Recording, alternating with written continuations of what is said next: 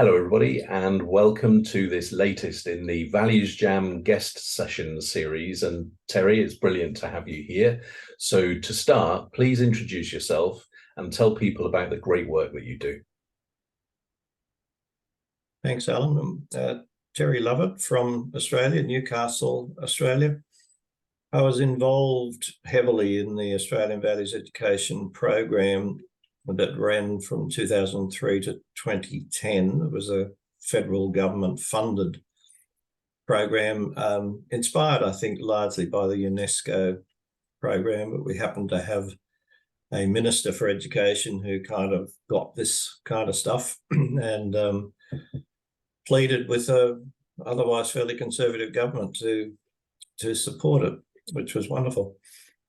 My own background, academic-wise, was in curriculum theory and development, and that came from a lot of work that I did in my last high school, involving curriculum development, particularly at the top end for the increasingly different kind of non-pre-tertiary starters who were peopling for those years. And at the time, we simply didn't have the right sort of curriculum for them. So I did a lot of that sort of work and then merged into university teacher education as a sort of curriculum expert, which I always characterized as the practical, what works bit of teacher education. A lot of it is not especially immediately practical. Curriculum obviously is. It's all about how to manage classroom learning and everything that goes with that. So those were the eyes that I brought to the beginnings of the values education program. I was asked to evaluate the pilot study as a curriculum expert. Is there anything here that's happening that's worth pursuing, that's worth putting more government money into? I think it's an important corollary because I don't come at it as a, values education nerd, if you like. I come at it from a curriculum point of view, a what's working point of view. And I guess what I saw very early on, as early as the pilot study, was that something good here was happening, something important was happening in terms of greater student engagement, student comfort, students feeling safe, student and teacher well-being, and bingo, students working better. So the connection all the way from getting the environment right, looking to the well-being factors, and then the academic thing just kind of happens. Yeah. Whereas, as so often happens in education systems, if you make academic achievement and outcomes the be-all and end-all and forget about student safety and comfort and the right sort of environment and their well-being, well, you run into the sorts of troubles that we're having pretty much across the world at the moment in education. Student disengagement, teachers burning out, wanting out, finding it hard to get enough teachers, all of those sorts of things. It's such a simple lesson, and as I often point out in talks, I can quote Pythagoras 2,500 years ago, giving us all the wisdom that we would need to know what works in learning, and the things that we continually forget. And I can equally point to today's updated neuroscientific findings that pretty much say the same sorts of things. It's amazing how systems can be so tin-eared to the wisdom that's in our tradition, as well as to the most updated science. So values is essential. Values education works. That's my bottom line. It's not an ideological preference. It's certainly not a religious thing. It's not even an especially moral thing. It's a pedagogical thing. It's about how classroom learning or any sort of learning works, and if you like, its opposite. Yeah. Well, thanks for that introduction, Terry. And I'm particularly excited to be having this Values Jam with you because first, you're a very practical person, and this game has been designed to be very practical in itself.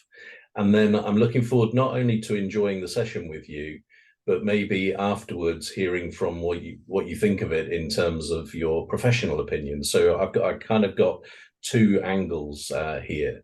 So let's dive straight in. So I've got the deck here, and I'm just going to tip the cards out. How many piles would you like me to make in front of me, Terry? 11. 11 piles. I think that's the most anybody's ever asked for. My favourite number. Is it? Right, okay. So that's 6. All right. And so if I was to number these piles 1 to 11, which I have done here, which number pile would you like me to choose? 3. 3. Okay. So that's this pile, and we've got 4 cards. So a number between 1 and 4. 3. 3. All right. So let's see where we'll go with patience. So the first question is, what does patience mean? And what does it look, feel, and sound like? Well, it's the key, isn't it, to relationships. If we're impatient, we don't give people time to bring out their best. We hurry them into feeling tarried and unsafe. And in an educational context, my goodness, it's arguably the most important virtue for any teacher. I think of all sorts of experiences that I had as a teacher, sometimes doing it tough with some pretty tough clientele, year 9, 15-year-olds on a wet, windy Friday afternoon kinds of scenarios. And I recall some of the children that I had the most difficulty with coming up to me, as they were leaving school and saying things like, thanks, Mr. Lovat, you put up with us. you stayed the course. So yeah, it's fundamental in an effective learning kind of environment. And I think the key word is time here, isn't it? Because patience is inextricably related to either time in reality or our perception of time. And the reason I say that is because when I was listening to you, I was thinking about how sometimes we don't have the patience, but actually, why not? We press ourselves to be in a hurry when perhaps it's not necessary at all. Give ourselves this false sense of shortage of time when in fact you might go faster if you were more patient in the first place. So that was the first thing that came to mind. Sorry, what were you going to say? I think it's become more difficult in a social media era, just in day-to-day relationships, but also in an educational context that people these days expect everything to happen in a hurry. They're quickly texting 1,000 people at once, and they want results right now, and that spills over into classrooms. Young people are used to getting what they want and getting it really, really fast, and so the kind of long-term incubating kind of thinking that's needed for effective learning is in shortage at the moment. We've got the whole culture sort of working against us as effective educators. And I think that's a really important point, because if we live in a world where instant and immediacy is all around us, then it shouldn't really be a surprise that people are short of patience. So what could be done to help people to understand that sense of being in a hurry is not always beneficial? And how could people become more aware of the benefits of going slower? I think it is happening anyway. You know, I think there's a sort of a growing counter culture. Just looking at my own children, who, you know, very much been brought up in this kind of world, and without any kind of religious artifact to it. Value increasingly time to meditate, time to get out into nature and just, you know, soak it up, smell the, you know, breathe in the fresh air. If I had said to any of my children some time ago, you know, perhaps a bit of meditation would be good for you, I'd have been laughed out of the room. But they've come to it themselves. So we've got this interesting interplay between the immediacy of social media and its communication and all the pressures that goes with it, and a growing, I think, appreciation of, what do you describe them as? You know, some old world values and spiritual connections, without putting any religious overlay onto it at all. It's interesting to me. Again, my children, I certainly would not describe as religious, and yet more open to, you know, spiritual kind of thinking than I think the generation or half generation before them.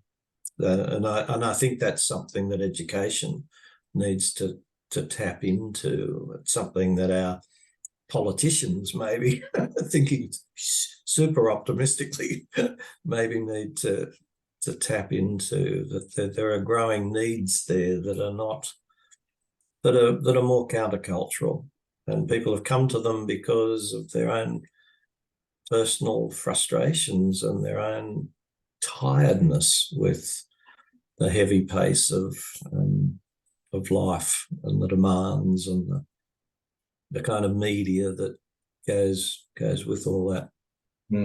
And you've made me think, you know, just before we started to record, we were talking about the impact of COVID-19, and just this part of the conversation now is making me wonder if that wasn't one of the benefits of COVID-19, actually, that it was a bit of a wake-up call, because so many people have said to me, it made me realize what was important to me. And I sort of reassessed what I was all about, and I've made some choices. You know, some people have retired from their job, other people have moved to a different job, other people have left the company and don't know what they're going to do next. But this was also driven by a fresh look and a fresh view of what's important. So do you think the two are connected? Yes, I do. I've described COVID-19 as our World War cum depression kind of moment. My own parents lived through both World Wars and the Depression, and I recall them saying similar sorts of things. You know, losing a job, being demoted, having to really scratch around to work out how to, you know, hold things together. The fear of invasion, all of those sorts of things, horrid as they are, they do kind of clear the decks in a way of a lot of the peripheral stuff that we worry about needlessly. And I think COVID-19 did have some of it. It was really interesting to see how quickly all the things we rely on, like in my case, moving, you know, pretty readily between Australia and the UK and other parts of the world, you just couldn't do it. How do you? It makes you think. Yeah, and I can relate to it personally as well, because I remember when we were allowed to go out, and I went for a walk with it. There's some ancient woodland near here that we go walking in, but it was really the first time that I took in the walk, because previously I'd gone for a walk, you know. Hurriedly. Yeah, that's right. Get the heart rate up.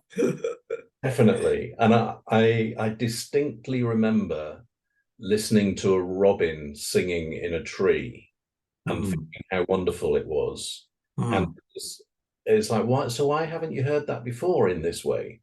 And so I guess I'm just reinforcing your point that I think COVID definitely had an impact, and maybe that's been long lasting in terms of what you were saying about your children and this greater willingness to, for instance, do meditation, when if you'd said that to them 3 years ago, they would have laughed you out of the room, I think you said. So yeah, I think that there's definitely something in that. And what about the metaphor part of the question, Terry? When you think about patience, what image comes to mind? What sound comes to mind? What feelings come to mind? Yeah, I guess I get some sort of Buddha image. The great motif of Buddhism is patience. Yeah, taking it on the chin, not letting things flurry you. Yeah, I see that. I see that in a parent. I think of my own parents and what they endured, from me and others. Yeah, just quietly letting it kind of wash over, waiting for the right moment to intervene, to have a say, rather than, directing. yeah. Yeah, so my image is of a grandparent, actually. That's my place is. And I'm just thinking now of my grandmother. So I was still reasonably young when she passed, but I just remember her never being kind of in too much of a hurry, always having time for you, always having a chat and a cup of tea or whatever it was. Yeah, so that giving of time, I think, and a grandparent. As far as sound is concerned, I think I've got, if not completely, almost silence. That's how I would describe the sound bit. What about you for that? Oh, absolutely. Silence is golden. We've heard that forever. But there comes a time in your life when you know what that means. Yeah, amidst all the chatter, and again, more these days than ever, I can flick on the television and see what's going on in any part of the world. Most of it, sadly, is not good.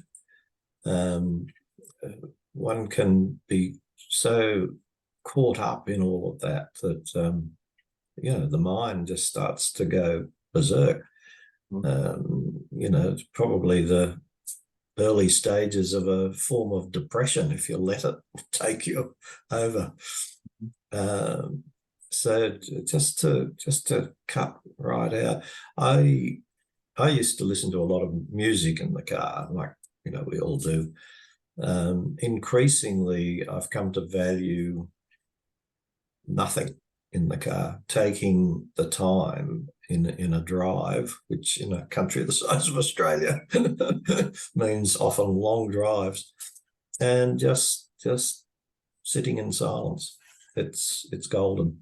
And I'm the same, actually. So I do enjoy music, but I have to say, in the car, it's very rare that I put music on. I don't know whether it's the same as yours, because when I'm driving, it tends to be reasonably busy, so you have to be aware of what's going on around you. So maybe it's more that, but it's almost like, well, I don't need music as well at the moment. It's kind of no.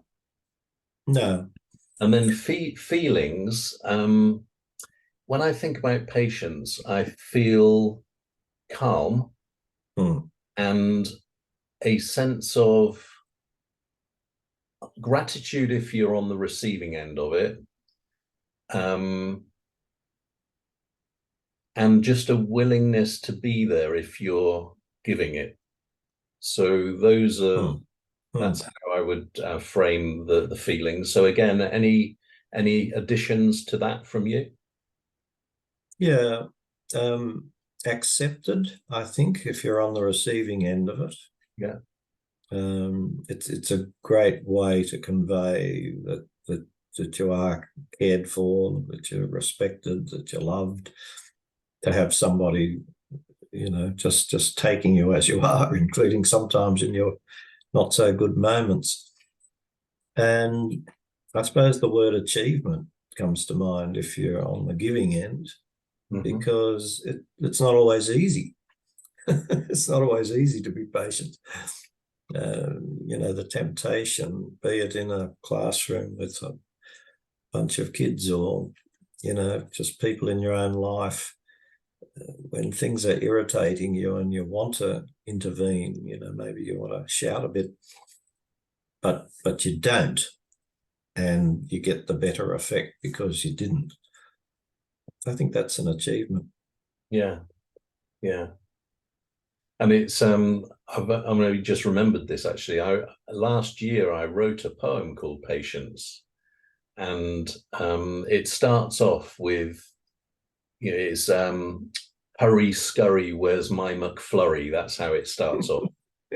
And then it goes on in that tone, and then it gets to a point where it says something like, stop the world, I want to get off. And then it moves into be a life surfer.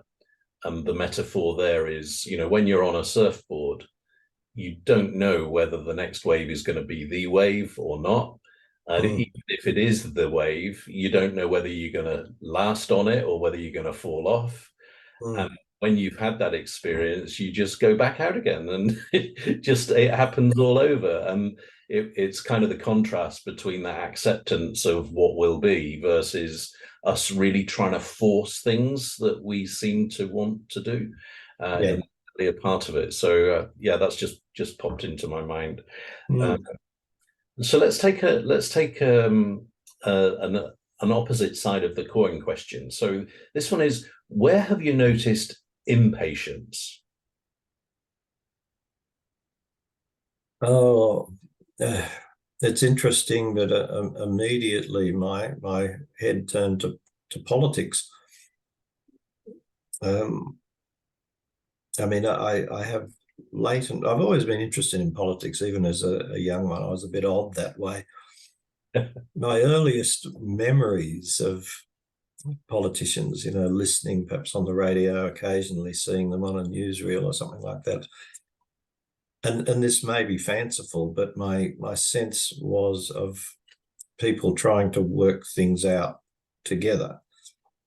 So in a democracy, obviously there are tense moments, but by and large, a prime minister and a leader of the opposition found a lot of space for working together to address the common need of, running the country well. It seems to me that everywhere now we've lost that. Opposition leaders have just become no people. And oppositions and government just all the time trying to trick each other, trap each other, one stray word, one thing that someone said and was recorded, 3.5 years ago in a millisecond, and it's brought back to to try and undermine them. I think it's all part of what we were talking about before with effective and ineffective communication. But yeah, our politics are just riven with what on the surface of it is impatience. Obviously, the motivation is just to, win the popular vote somehow or other.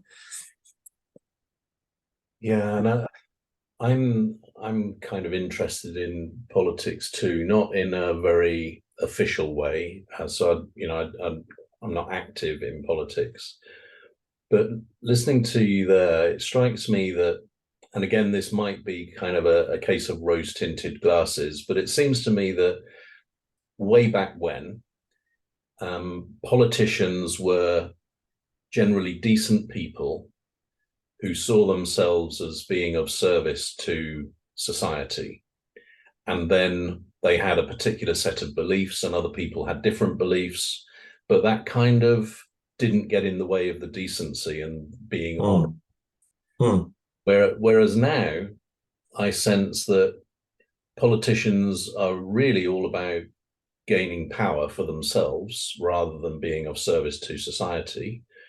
And they will go to almost any length to get what they want with very little sense of honorability. And I know that that's a gross generalization. I wouldn't want to tar everybody with the same brush, but it feels like that.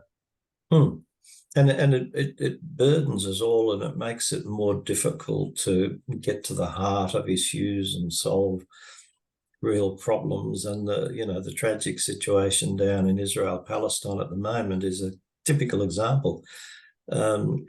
The ability of a leader to sort of sit somewhere near the middle and say, there's some faults on both sides here, and worse still, there's people suffering on both sides. Can we just have a look at it from both sides and try and work something out? No, the political leader has to be taking sides, and unequivocally taking sides. So, and I know in Australia, our current leadership some of our leaders have tried to sort of just steer a little bit towards that middle ground. So, well, it's an awful thing that's happened, but there's probably some sort of reason, and let's look at the reason. Oh no, you've got to take sides. And so what chance that horrid situation is ever going to be made right? Little to none. And this bit of the conversation is making me wonder about the difference between patience that we started talking about and tolerance, which has kind of popped into my head in terms of the discussion around the politicians and then what you've just mentioned there. So how do you see the line between patience and tolerance? Yeah, it's a great question. Perhaps even better than tolerance is acceptance. Tolerance has a feel of a bit of grudging acceptance, whereas to actually embrace the difference as part of what makes the world what it is and makes it such a rich place. And who would want us all to be exactly the same? Fancying the same foods all the way through to what beliefs we have. What a boring old world that would be. Yeah. So when we're intolerant, lack acceptance of difference, we're actually trying to shrink the world as it is into something that really wouldn't ultimately serve us well at all. You wouldn't want to be part of it. Yeah. And also the other thing that comes to mind is that both tolerance and acceptance actually feel like they've got an element of judgment in them. As patience seems not to. I'm not sure where I'm going with this, but patience just feels like unconditional. I'm not sure where that came from, but it just strikes me that there's a difference in terms of judgment or not. Yeah. So let's let's have another question on the ValuesJam cards. There's actually an opportunity for you to create your own question. So let me ask you to do that. Ask your own question about patience, beginning with who, what, where, when, why, or how. Whoa, that's one you probably should have prepared me for. That's to us. And either you can go first or I can go first. And if you would like me to think of a question, then I can probably think of one. But have a think yourself. Okay, a slightly quirky one that might lead somewhere. It always fascinates me how dogs recognize each other. You know, the tiniest little chihuahua, the biggest dachshund, somehow they recognize each other as a dog, that they'll draw to each other, sometimes yap a bit, but by and large understand that we're all the same thing and accept each other. Now, compared to the differences in dogs, human beings are all pretty much the same. You know, we all pretty much look the same, a little bit of skin color, you know, a few random differences, but we're all pretty much within a height and weight kind of ambit. We've all got the same sorts of features, but we seem to find it harder to recognize each other as being the same, you know, all the way through to the most rampant kind of racism. But even short of that, just the prejudices that we tend to carry, sometimes even within the same, the UK, you know, the Northern Englishman and the Southern Englishman, the Eastern and Western Scotsman, you know, I mean, there's all the Highlander and the Lowlander. We've just made difference into, I think, a nasty kind of art form. Racism and any kind of ism that separates one human being from another is just so irrational as to be ridiculous. Yeah, it's a great comparison. It's a great comparison with dogs, Terry. And I'm like, so where's the question coming regarding the question is, well, why are we like this? You know, where has our education, our upbringing failed? Yeah. Why do the dogs do it so much better than we do? Yeah. So I guess the first thing that comes to my mind is tribalism and the need to belong to what you think your tribe is. And I'm linking that back to dogs because they have none of that, actually. You know, if you had, I don't know, a dozen dogs and 4 of them were Alsatians, the Alsatians wouldn't stay together in a corner. Everybody's just together. So it feels like tribalism is something to do with it. And then connected to that, I guess, it's this maybe driven by fear that we tend to stick to people more like us than people who are not more like us. And does that convey some form of vulnerability and lack of confidence in some way, that we feel the need or we're worried about going out there with people that are not quite the same as us? So those are just some initial thoughts from me. What are your thoughts on this then? Yeah, tribalism that then became colonialism and the powered and the disempowered and all of that sort of stuff. And we haven't really put in place enough correctives to all of that to be as good as the dogs. and that's where my educational head comes in. It seems more and more, and we're sort of coming right back to where we started talking about, the priority of a values-driven kind of an education, which leads you to address the things that really matter, rather than all the surface stuff of tests and measures and all of that sort of stuff. One of the most fascinating of the values education projects in Australia brought together a largely Middle Eastern kind of and heavily Muslim population with a Anglo-Saxon, very white kind of population. Two schools that kind of characterised the two ends of that. And it happened after there'd been a very nasty incident on one of Sydney's beaches that brought those two head to head.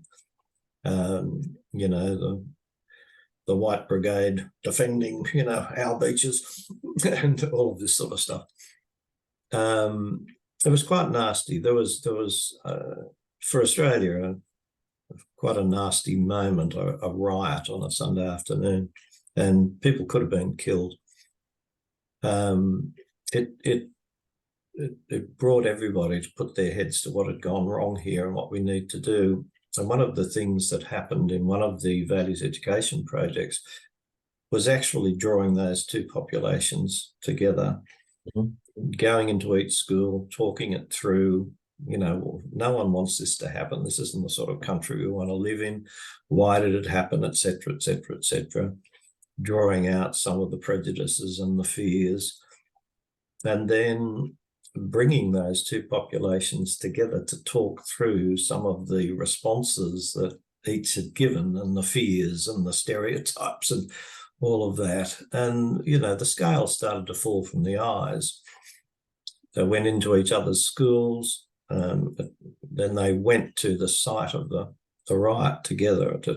It was a very holistic kind of an education exercise to address a problem. And just distracting myself, I'm thinking of one of my close friends who works in Israel, who for many years has tried to do the same kind of thing with Israeli and Palestinian populations, get to them early at school level, to somehow offset the prejudices that are clearly there and the negative history. Looking at the results, going back to the values education work, looking at the results of that, the things that those students were saying afterwards, the effect that had on them, it really was transforming. It really was life-changing. And I know for a fact that some very positive relationships came out of that, including, I think, at least one marriage. That they're the sorts of things that education needs to be doing. We can be as good as the dogs if we're educated properly. Yeah, that's a great summary of it. We could be as good as the dogs.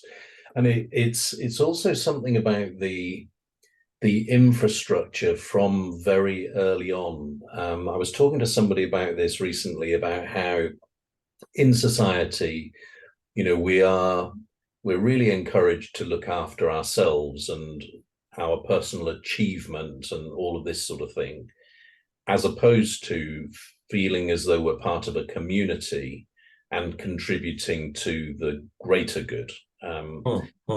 And I found myself thinking about, in school, at the moment, it's all about you need to get good grades and you'll be recognized if you get good grades and people will look up to you, and, you'll be thought less well of if you don't get good grades. And it's all about individual achievement.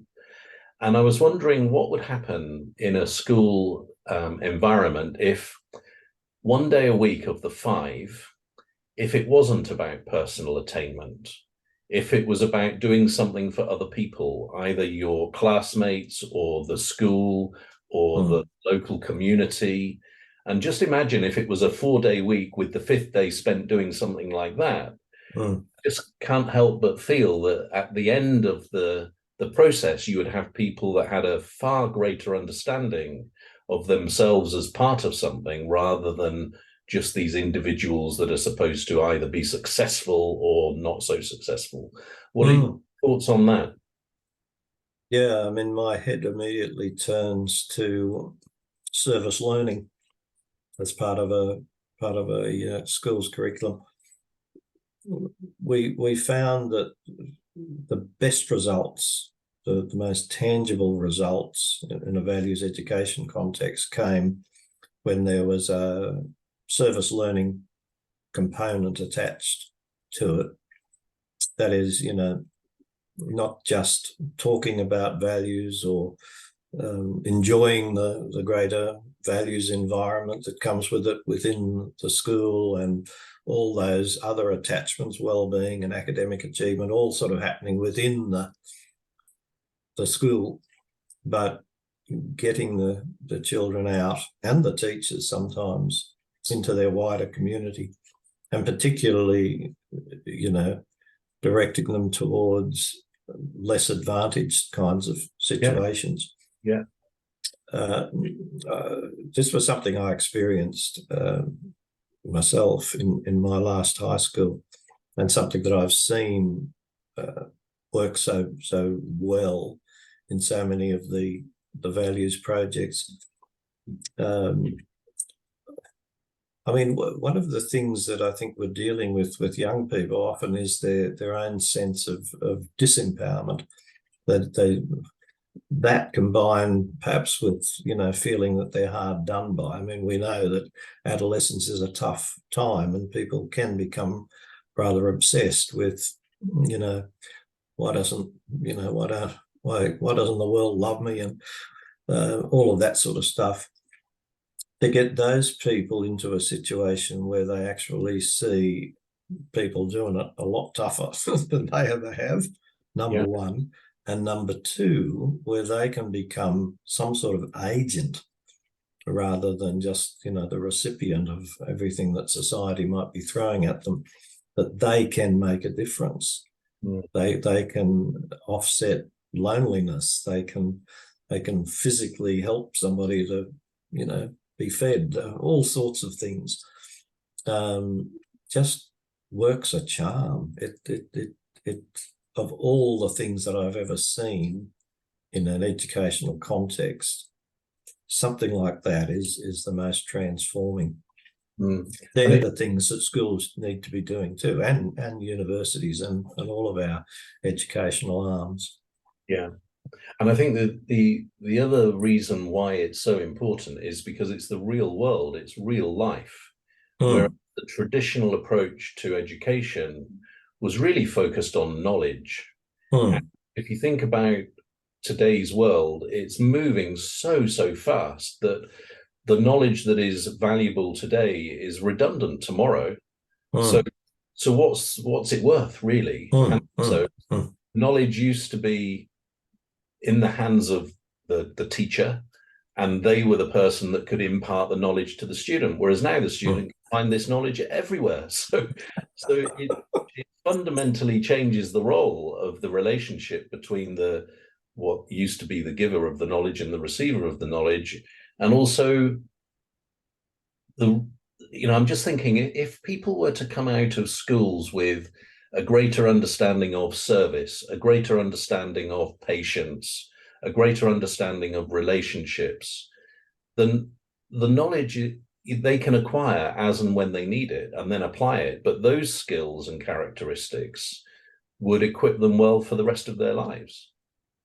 Absolutely. And there was the other thing that we saw so clearly in the values education work, the facts and the figures that might matter will be retained anyhow if the learning is relevant. Or what the jargon we used to use is values oriented.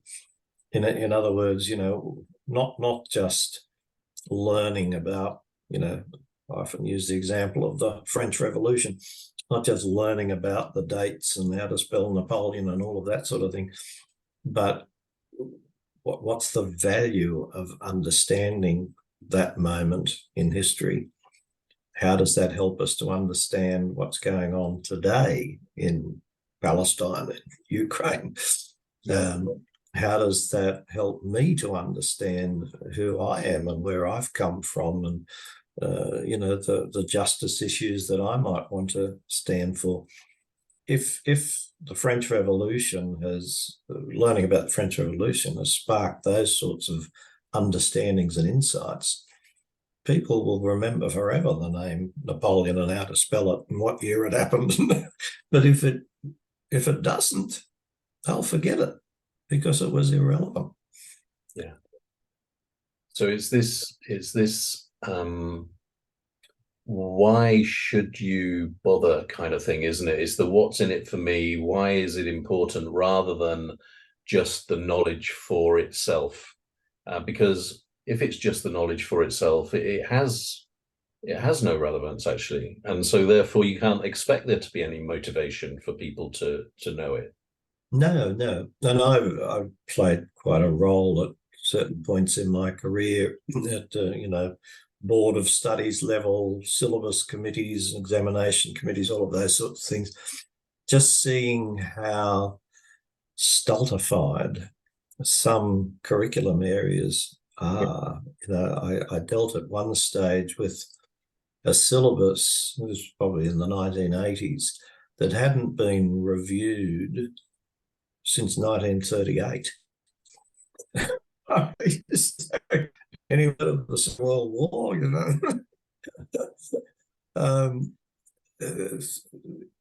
particularly among some of the, the more status high areas in education. It's amazing how unresponsive they can be to new insights, new understandings, including sometimes history that can just get stuck in the past.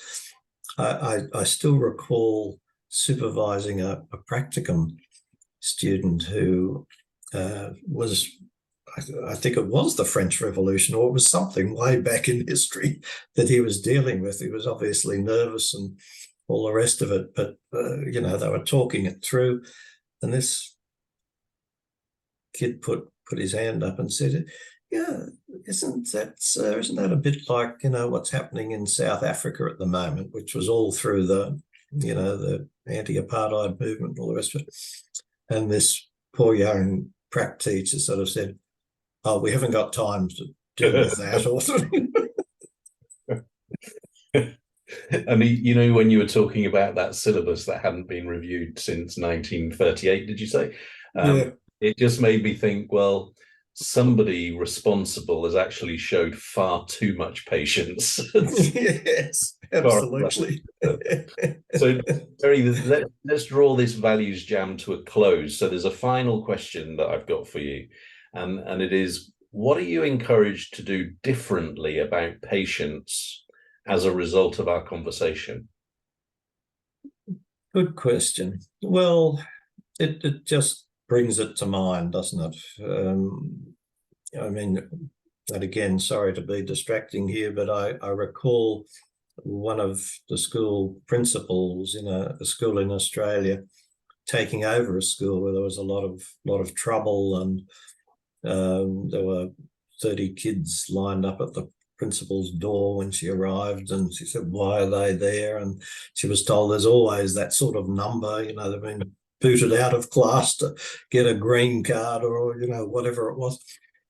And so she started to deal with them. She said to this child, "Why are you here?" "Oh, I hit Johnny," And she said, "Oh, why did you do that?" "Oh, I don't know." And she said, "Oh, do you think that's a respectful thing to do?" And the child said, "What's that, miss?" Knowing the language of values isn't the be all and end all, but it's part of it. Our cognition functions largely around language. If we don't know the language of it, the chances that we're going to do it are even less. So that's the answer to your question.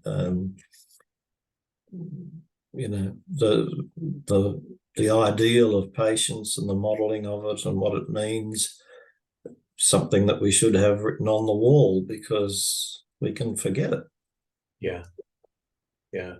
And mine is it might sound, you know, this is my equivalent of your dog introduction, I think, because maybe it's a bit random, but I'm encouraged to look. What I'm going to do is ask ChatGPT, bear in mind everything that we know about Bonaparte and his behaviors and his what were his 5 core values. So I'm going to ask ChatGPT, and I'll let you know what I get back. I think I can guess, but yes.